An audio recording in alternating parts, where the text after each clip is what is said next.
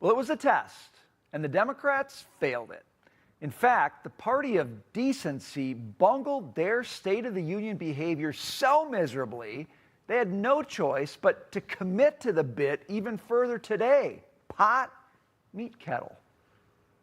I'm sorry, the President of the United States threw out decorum when he decided to give that speech last night. I don't fault members of my party for speaking up to try to combat the just heinous lies that he's telling inside that chamber. I thought the Democratic response was appropriately restrained and forceful at the same period of time, and that was obvious to anybody who was watching. Of course we support Americans.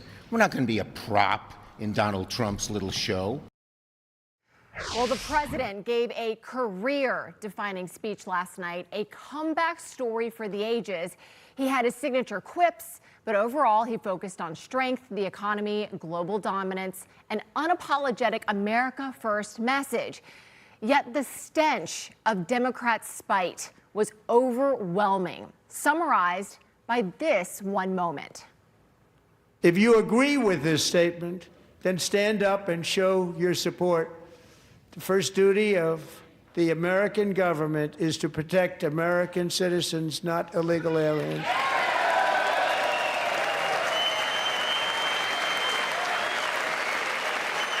Isn't that a shame? You should be ashamed of yourself not standing up. You should be ashamed of yourself. That was the Democrats' biggest doozy. But there were other moments, too, that deserved not just bipartisanship, but a shred of human decency. Like when the president honored the parents of slain National Guard member Sarah Beckstrom.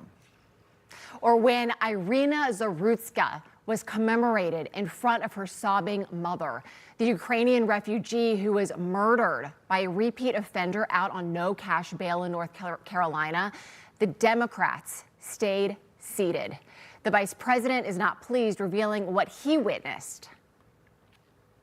Something that I saw that probably most TV viewers didn't see was really the cowardice, because there were a few Democrats who sort of politely clapped. They didn't want to stand up. They were all looking around for cues from their colleagues because they didn't have the courage to stand on their own. That is unfortunately what's true about Democrats in Washington today.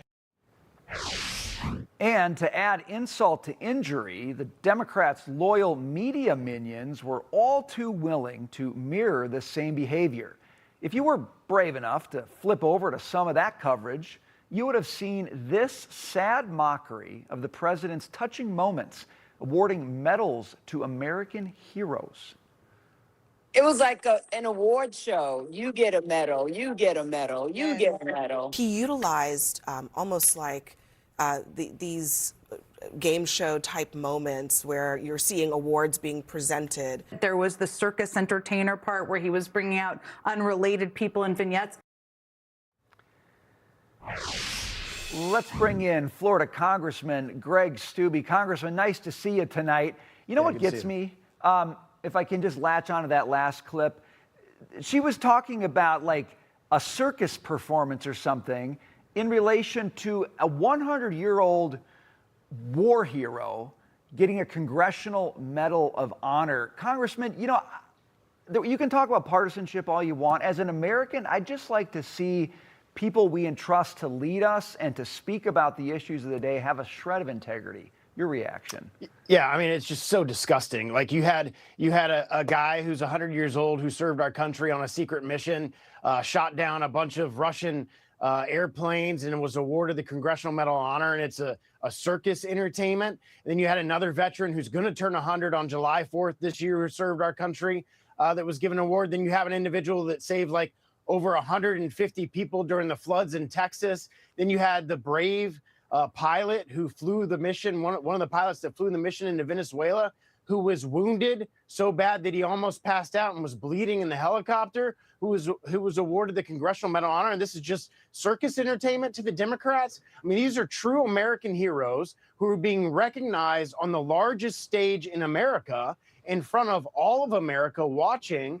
And what a tribute to them. As a veteran myself, somebody who served, I was actually honored to be in the room with those gentlemen.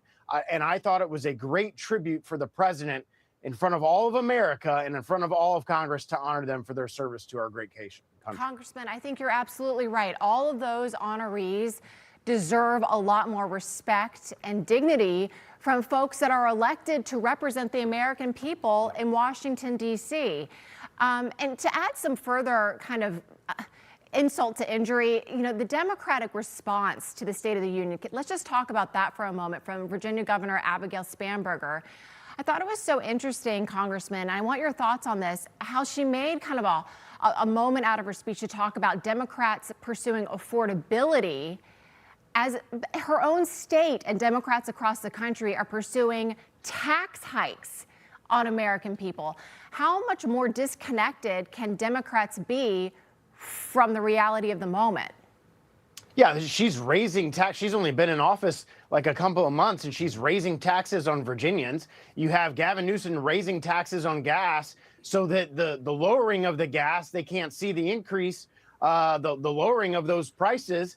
They're actually increasing costs to the American people instead of what Republicans are doing in passage of the big, beautiful bill, actually saving Americans money. I represent a district that's the most elderly district in the nation, and every single senior in my district that's over the age of 65 who's on Social Security is going to see $6,000 rebate on their taxes this year because of the bill that Republicans passed last year. Those are huge savings to people on fixed incomes, and you're going to see the impact of that economically as those checks start to roll out and those credits start to go out on those people's taxes.